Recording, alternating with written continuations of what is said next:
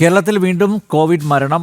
24 വയസ്സുള്ള യുവതിയുടെ മരണം കോവിഡ് മൂലമെന്ന് കേന്ദ്ര ആരോഗ്യ മന്ത്രാലയം വ്യക്തമാക്കി. സംസ്ഥാനത്തെ ഈ വർഷത്തെ കോവിഡ് മരണസംഖ്യ 7 സംസ്ഥാനത്ത് നിലവിൽ 1400 കോവിഡ് രോഗികളാണ് ഉള്ളത്. രാജ്യത്താകെ 3758 ആക്റ്റീവ് കോവിഡ് കേസുകൾ രേഖപ്പെടുത്തിയിട്ടുണ്ട്.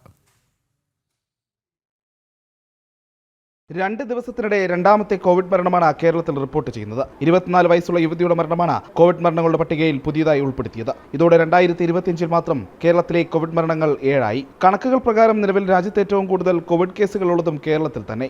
1400 ആക്റ്റീവ് കോവിഡ് കേസുകളാണ് നിലവിൽ സംസ്ഥാനത്തുള്ളത്. 24 മണിക്കൂറിനിടെ 64 പേർക്ക് കൂടി കേരളത്തിൽ കോവിഡ് സ്ഥിരീകരിച്ചു. 131 പേർ രോഗമുക്തരായി. കഴിഞ്ഞ ദിവസം തൃശൂരിൽ മരിച്ച പുരുഷന്റെ മരണവും കേന്ദ്ര ആരോഗ്യ മന്ത്രാലയം കോവിഡ് മരണങ്ങളുടെ പട്ടികയിൽ ഉൾപ്പെടുത്തിയിരുന്നു. കേന്ദ്രം മരണക്കണക്കുകൾ പുറത്തുവിടുമ്പോഴും സംസ്ഥാനത്തെ ആരോഗ്യവകുപ്പ് മൗനം തുടരുകയാണ്. മരണങ്ങൾ സംബന്ധിച്ച ഒരു വിവരവും സംസ്ഥാന ആരോഗ്യവകുപ്പ് ഇതുവരെ പുറത്തുവിട്ടിട്ടില്ല. വിവരശേഖരണത്തിലടക്കം സംസ്ഥാനം വലിയ വീഴ്ച വരുത്തുന്നുമുണ്ട്. കേരളത്തിൽ വ്യാപിക്കുന്ന ഒമിക്രോൺ JN1 വകഭേദമായ LF7 തീവ്രത കുറവെന്നാണ് സംസ്ഥാന ആരോഗ്യവകുപ്പ് പറയുന്നത്. എന്നാൽ മരണങ്ങൾ വർദ്ധിക്കുന്നത് ഈ വാദത്തെ ദുർബലമാക്കുന്നു.